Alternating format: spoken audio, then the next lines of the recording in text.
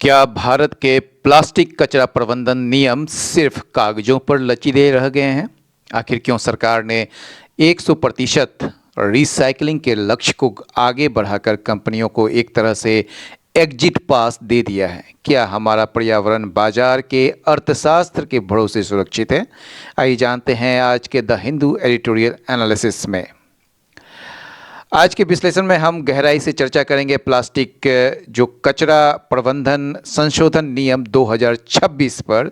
इस वीडियो में हम कुछ मुख्य बिंदुओं को समझेंगे, जैसे सरकार का यू टर्न, क्यों 2024-25 के रिसाइकलिंग लक्ष्यों को 2028-29 तक टाल दिया गया है, ईपीआर यानी कि एक्सटेंडेड प्रोड्यूसर रिस्पॉन्सिबिलिटी का संकट क्या है, कंपनियों की 100% जवाबदेही की हकीकत क्या है, कलेक्शन का गणित क्या है, जहां दावे 100% के थे वहां डेटा जो है 50 to 60% पर ही क्यों अटका है, ट्रेडिंग सर्टिफिकेट और इकोनॉमिक्स क्या है, क्या पर्यावरण की समस्या को सिर्फ खरीद बिक्री के से हल किया जा सकता है। अगर आप यूपीएससी, एसएससी या किसी भी प्रतियोगी परीक्षा की तैयारी कर रहे हैं या बस एक जागरूक नागरिक के तौर पर भारत की पर्यावरण नीति को समझना चाहते हैं तो ये वीडियो आपके लिए बहुत महत्वपूर्ण है। चलिए हर लाइन का विस्तार से विश्लेषण करते हैं, जानते हैं इस इलास्टिक नीति के पीछे का असली सच क्या है।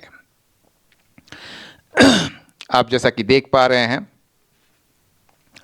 ये इलास्टिक रूल्स है, ठीक है। इलास्टिक रूल्स इसको समझने की कोशिश कीजिए। ये जो है ये प्लास्टिक कचरा प्रबंधन के नए नियम जो हैं वो इलास्टिक हैं, यानी कि बड़े लचीले हैं, समझ गए, बड़े लचीले, ठीक है। तो ये लचीले की बात कर रही है, यानी कि सरकार ने कंपनियों को काफ़ी ढील दे दी है। ये जो एडिटोरियल है 2026 के नए संशोधन पर ही बेस्ड है, ठीक है। तो आगे बढ़ते हैं। इंडिया नीड्स, ठीक है, India needs proper recording of plastic collection and reuse targets. तो इसको समझने की कोशिश कीजिए। ये कह रहा है कि भारत का जो अब इस बात का सही हिसाब लगाने की ज़रूरत है। इंडिया नीड्स, भारत को ज़रूरत है किस चीज़ का? प्रॉपर सही रिकॉर्डिंग मतलब हिसाब लगाने की ज़रूरत है या गणना करने की ज़रूरत है प्लास्टिक कलेक्शन का, यानी कि कितना प्लास्टिक आप कलेक्ट कर रहे हैं, इकट्ठा किया जा रहा है उसका वास्तव में, ठीक है ना। एंड रीयूज टारगेट्स, और कितना जो है इसका दोबारा इस्तेमाल हो रहा है, ठीक है ना, उसको रिकॉर्डिंग करने का, प्रॉपर रिकॉर्डिंग करने की ज़रूरत है भारत को। सिर्फ कागज़ों पर लक्ष्य तय करना काफ़ी नहीं है, समझ गए। आइए पढ़ते हैं। The latest iterations of India's plastic waste management rules announced on March 31st suggest that the government has hit a wall in its attempt to curb plastic waste collection and recycling. तो ये जो है ना, ये latest iteration जो है, iteration का जो मतलब है यहाँ पर एक तरीके से संस्करण कहिए, इसका आप कह सकते हैं वर्जन कहिए, ठीक है ना, of India's plastic waste management का जो रूल का जो लेटेस्ट नवीनतम जो संस्करण है उस जो कि अनाउंस किया गया कब, मार्च 31 को। ये सजेस्ट करता है, क्या सजेस्ट करता है? That the government has hit a wall in its attempts to curb plastic waste collection and recycling, यानी कि सरकार जो है प्लास्टिक कचरा संग्रह और उसको रिसाइकल जो करते हैं, यानी कि रिसाइकलिंग जो है उसको रोकने के जो उनके प्रयास हैं उसमें जो है एक क्या कहेंगे आप उसको, ये हिट द वॉल का मतलब दीवार से टकराना नहीं होता है। इसका जो मतलब है कि आप जो कोशिश कर रहे हैं उसमें आप सफल नहीं हो पा रहे हैं, ठीक है।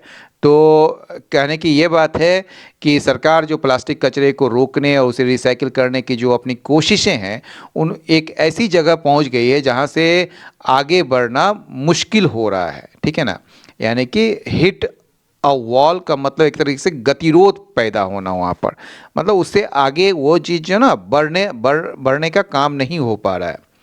The plastic waste management rules, ये जो प्लास्टिक वेस्ट मैनेजमेंट, वेस्ट तो समझते ही है ना, कचरा, मैनेजमेंट रूल्स, जिसको कि फर्स्ट इंट्रोड्यूस किया गया था कब, 2016 में किया गया था, पहली बार इसको 2016 में ये लाए गए थे।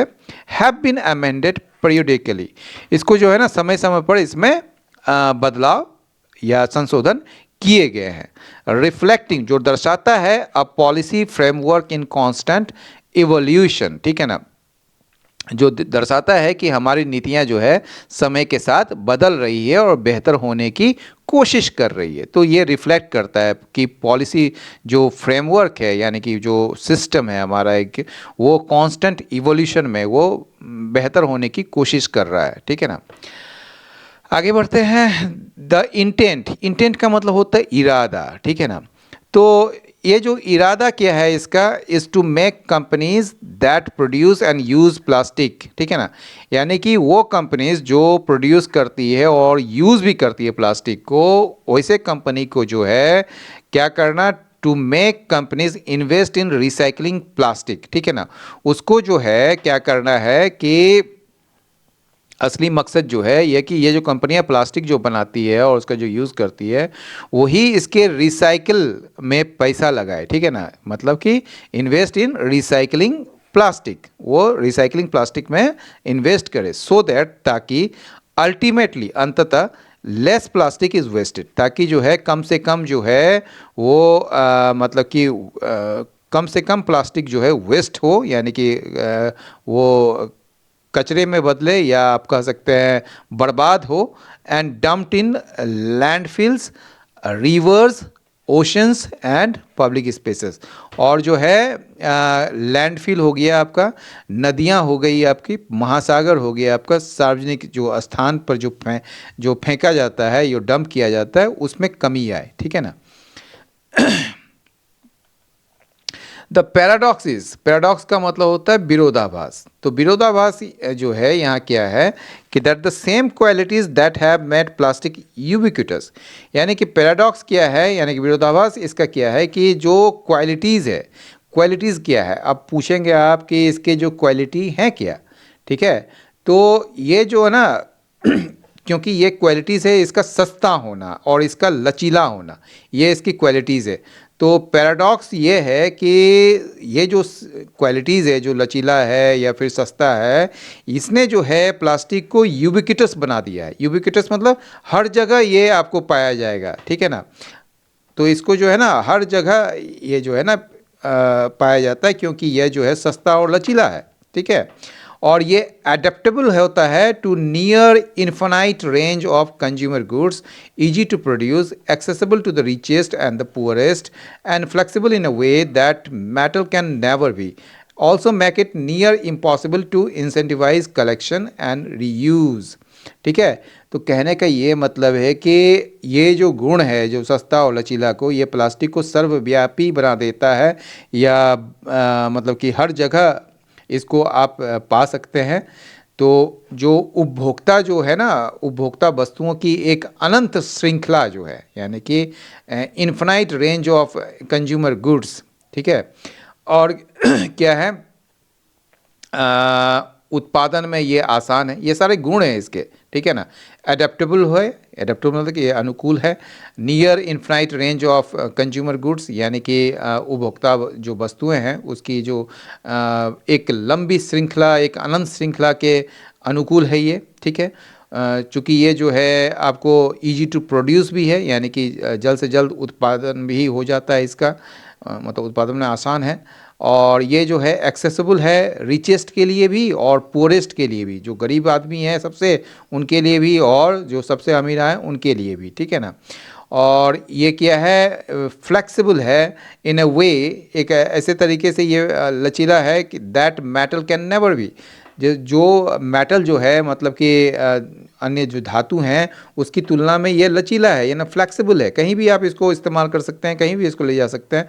और ये सारे जी है ना, ये also make it near impossible, ये ठीक है ना, इसको जो है नियर इम्पॉसिबल मतलब लगभग असंभव बना देता है to incentivise collection and reuse, मतलब इसे जो है ना संग्रह और पुनः उपयोग के लिए प्रोत्साहित करना लगभग असंभव बना देते हैं, ठीक है ना। This is why the rules were necessary, इसीलिए जो है रूल्स जो है वो नेसेसरी है, वो आवश्यक है, क्योंकि प्लास्टिक को संभालना इतना मुश्किल है, इसलिए इन सरकारी नियमों की ज़रूरत पड़ी ताकि कंपनियों को मजबूर किया जा सके, ठीक है।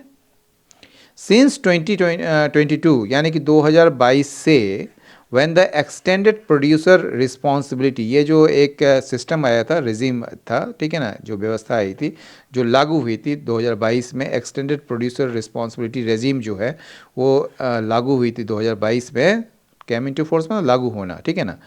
प्रोड्यूसर्स जो है, इंपोर्टर्स जो है और ब्रांड ओनर्स, ठीक है, makers and users of plastic packaging and raw materials were required to collect and process plastic waste, उनको ज़रूरत थी मतलब, ठीक है, कि वो जो है वो कलेक्ट भी करे और प्रोसेस करे प्लास्टिक वेस्ट को, लगभग जो बराबरी है 35% of the plastic they introduced into the market in 2021-2022, ठीक है ना, increasing to 70% in 2022-2023 and 100% by 2024-2025, ठीक है। मतलब कहने का जो मतलब है कि ये जो एक्सटेंडेड प्रोड्यूसर रिस्पॉन्सिबिलिटी रेजिम जो आया 2022 में, उससे क्या हुआ कि उत्पादक, जो आयातक और ब्रांड मालिक, ठीक है ना, जिसमें जो मेकर्स यानी कि जो प्लास्टिक पैकेजिंग और कच्चे माल निर्माताओं मतलब कच्चे माल के जो निर्माता थे और जो उसके उपयोग करता थे, ठीक है ना, मेकर्स एंड यूजर्स दोनों, प्लास्टिक पैकेजिंग का और रॉ मटेरियल्स का, ठीक है, उनको जो है 2021-22 में उनके द्वारा बाजार में पेश किए गए, यानी कि बाजार में जितना भी आप उसको उतारे हैं प्लास्टिक का, उसका 35% के बराबर इक्विवेलेंट टू, ठीक है ना, उसका 35% के बराबर जो है प्लास्टिक कचरे को इकट्ठा करने और उसे प्रोसेस करने की आवश्यकता थी, were required to collect and process plastic waste equivalent to 35% of the plastic they introduced into the market in 2021-2022, ठीक है। और इसको जो है बढ़ाकर 70% करना है 2022-23 तक, और 2024-25 तक जो है इसको 100% जो है ये करना था, या हो गया ये चीज़, ठीक है ना।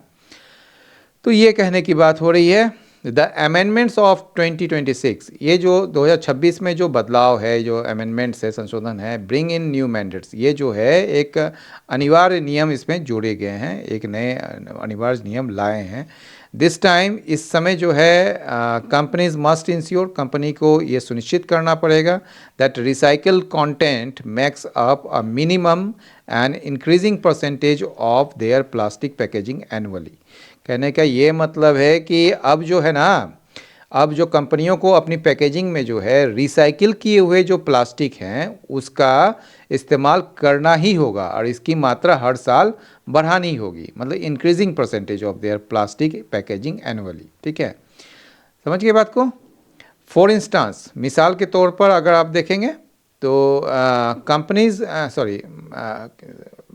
For instance producers and importers and brand owners, ये जो प्रोड्यूसर्स हैं, जो उत्पादक हैं, या फिर जो आयातक हैं, या फिर जो ब्रांड ओनर्स हैं, उनको मस्ट इंश्योर, उनको सुनिश्चित करना होगा that rigid plastic packaging category 1, ये जो रिजिड प्लास्टिक पैकेजिंग समझते हैं आप, जैसे जो सख्त प्लास्टिक जो पैकेजिंग होता है, जैसे बोतल वगैरह होता है ना, वो रिजिड प्लास्टिक पैकेजिंग होता है जो कि कैटेगरी 1 में आता है, ठीक है।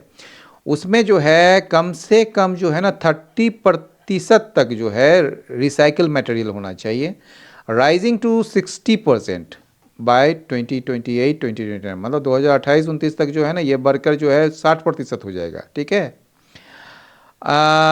There are also similar reuse obligations, ठीक है, कह रहा है कि there are also similar reuse obligation, मतलब इसी तरह जो है इसी तरह सिमिलर, इसी तरह रीयूज ऑब्लिगेशन है, यानी कि दोबारा इस्तेमाल करने के कुछ नियम और जिम्मेदारियां तय की गई है। ठीक है, बट स्ट्रेंजली, लेकिन क्या कहेंगे आप, एक अजीब ये बात है या आश्चर्यजनक रूप से कह सकते हैं, जो कंपनीज हैं, ठीक है ना, that fail to meet their targets in 2025-26, वो कंपनी, मतलब कि जो कंपनीज है जो विफल हो गई अपने लक्ष्य को पूरा करने में 2025-26 में, द गैजेट नोटिफिकेशन सेज, ये गैजेट नोटिफिकेशन में ये कहा गया है, ये क्या कहेंगे आप, ये जो राजपत्र अधिसूचना जो है इसमें कहती है कि ये जो कंपनियां हैं, ठीक है, ये अपने कैरी फॉरवर्ड कर सकती है जो शॉर्टफॉल को फॉर अप टू 3 इयर्स। ठीक है, मतलब ये जो कंपनियां जो असफल रहती है तो राजपत्र अधिसूचना जो है, यानी गैजेट आपका नोटिफिकेशन, वो कहता है इसमें कि वे 3 साल तक की कमी को ना आगे बढ़ा सकती है, जो शॉर्टफॉल मतलब कमी को आगे बढ़ा सकती है फॉर अप टू 3 इयर्स। ठीक है ना, 3 साल तक की कमी को आगे बढ़ा सकती है, प्रोवाइडेड, प्रोवाइडेड का मतलब जो है यहाँ पर देना नहीं है, प्रोवाइडेड का मतलब बशर्ते, मतलब इस शर्त के साथ कि they make up at least a third of the deficit annually, कि वो कम से कम जो है ना वो मेकअप करे, कंपनसेट करे, एटलीस्ट कम से कम third of the deficit annually, यानी कि जितना क्या कहेंगे, उसे हर साल जो है ना उस कमी का जो है ना 1/3 हिस्सा जो है पूरा करना होगा। ठीक है, मतलब सालाना घाटे का कम से कम 1/3 हिस्सा पूरा करना पड़ेगा, तो इस शर्त के साथ। इनफैक्ट, इनफैक्ट का मतलब समझते ही हैं, मतलब इसका ये मतलब हुआ, ठीक है, कि this means, in fact this means that the 2025-26 target can be met in 2028-29, यानी कि 2025-26 का जो टारगेट है ना वो 2028-29 में पूरा हो सकता है या पूरा किया जा सकता है। ऑल्सो एट प्रेजेंट, ऑल्सो मतलब यहाँ पर इसके अलावा, ठीक है ना, एट प्रेजेंट वर्तमान में, देयर इज़ नो एविडेंस, कोई भी सबूत नहीं है, और इवन अ क्लेम या दावा भी नहीं है सरकार के द्वारा, that all companies are collecting 100% of their obligation, कि ऐसा ना तो कोई मतलब सबूत है और नहीं दावा है सरकार द्वारा कि सभी कंपनियां जो है अपने दायित्वों का जो है, यानी ऑब्लिगेशन का जो है 100% इकट्ठा कर रही है। मतलब कि कहने का ये मतलब है कि सभी कंपनियां जो है अपना 100% प्लास्टिक वापस इकट्ठा कर रही है, ऐसा सरकार ने ना तो कोई मतलब कि दावा किया है, ना ही कोई सबूत है सरकार के पास।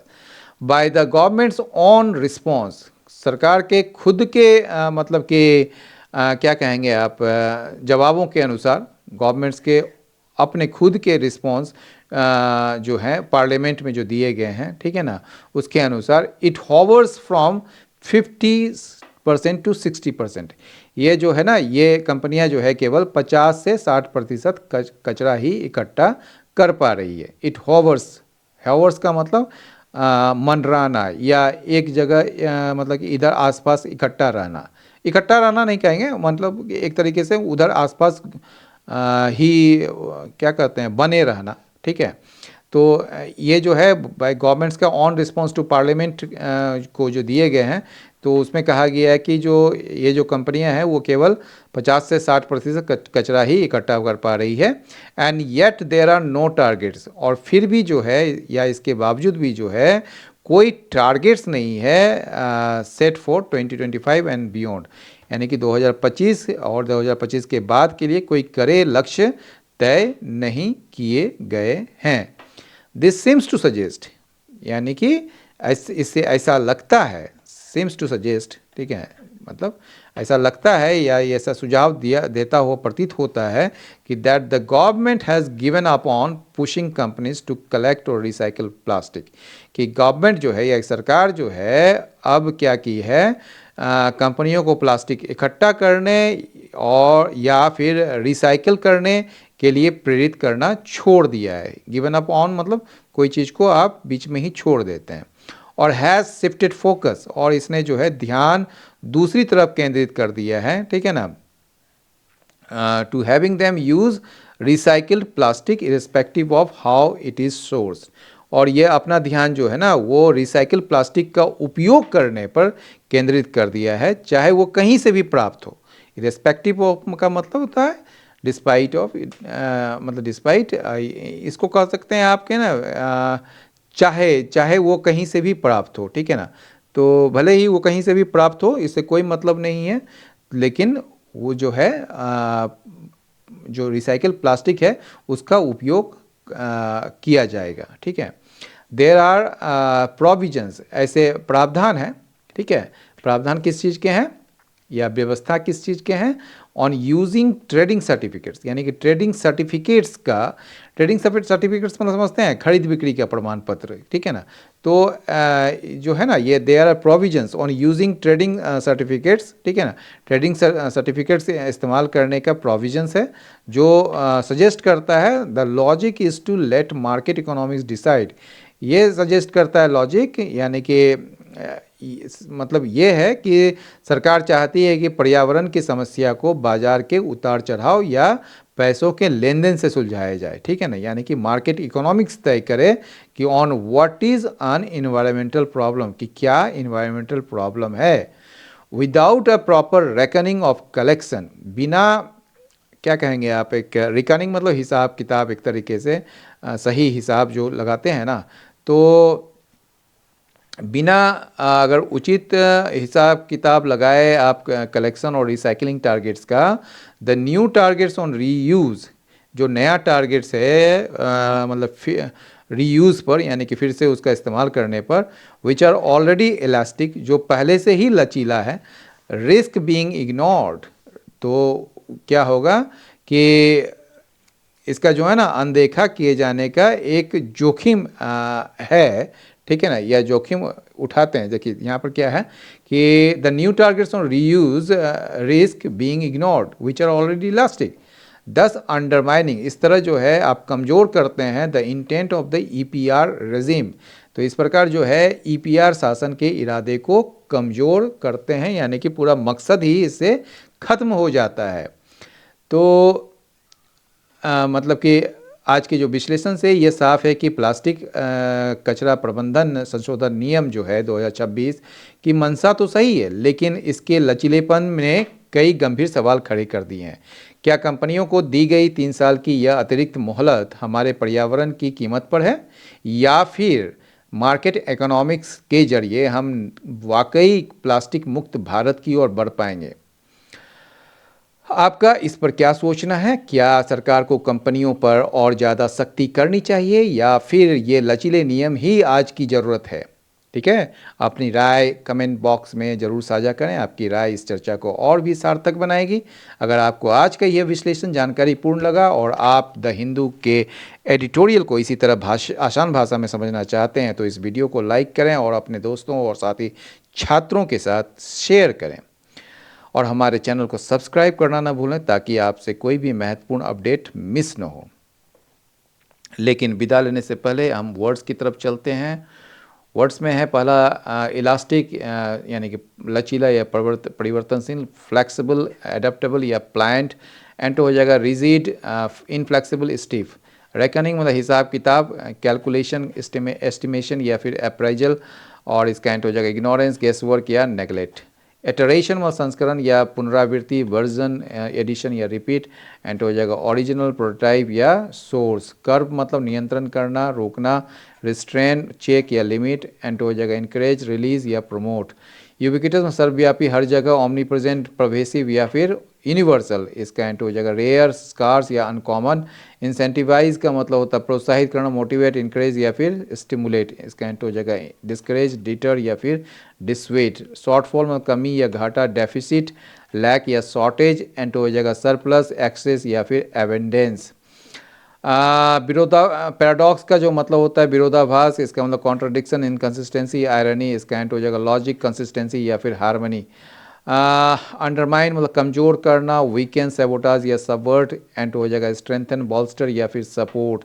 एवोल्यूशन का जो मतलब होता है विकास, क्रमिक बदलाव, ग्रोथ, डेवलपमेंट या फिर प्रोग्रेशन, एंड हो जाएगा रिग्रेशन, डिक्लाइन या विड्रॉल। गैजेट का मतलब हो जाएगा राजपत्र, जर्नल, पेरियोडिकल या फिर बुलेटिन, एंटर हो जाएगा सीक्रेट, प्राइवेट या फिर अनऑफिशियल। हॉवर का मतलब होता है मंडराना या टिके रहना, ड्रिफ्ट, फ्लक्चुएट या लिंगर, एंटो हो जाएगा सेटल, स्टेबलाइज या फिक्स। अंडरमाइन तो जानते ही हैं, कमज़ोर करना, स्ट्रेंथन, इसका एंटो हो जाएगा। हिट अ वॉल का मतलब to reach a point where no progress can be made, जहाँ पर कोई भी प्रोग्रेस नहीं हो सकता है, मतलब गतिरोध पैदा होना। आफ्टर ईयर्स ऑफ सक्सेस, सफलता के सालों की सफलता के बाद जो है, the project has hit a wall, ये जो प्रोजेक्ट में जो है ना एक मतलब कि एक मतलब गतिरोध पैदा हो गया, मतलब वहाँ से वो आगे नहीं बढ़ पाया क्योंकि फंडिंग नहीं थी। ठीक है। कम इनटू फोर्स का मतलब लागू होना या प्रभाव में आना। ठीक है। द न्यू ट्रैफिक रेगुलेशन जो है will come into force from next Monday, अगले मंडे से जो है ये लागू हो जाएगी। इन इफेक्ट मतलब वास्तव में यह प्रभावी रूप से, द न्यू पॉलिसी इज़, ये जो नया पॉलिसी जो है ना, ये इन इफेक्ट वास्तव में जो है ना tax increase for the middle class, वो वास्तव में क्या है, एक टैक्स इंक्रीज है मिडिल क्लास के लिए।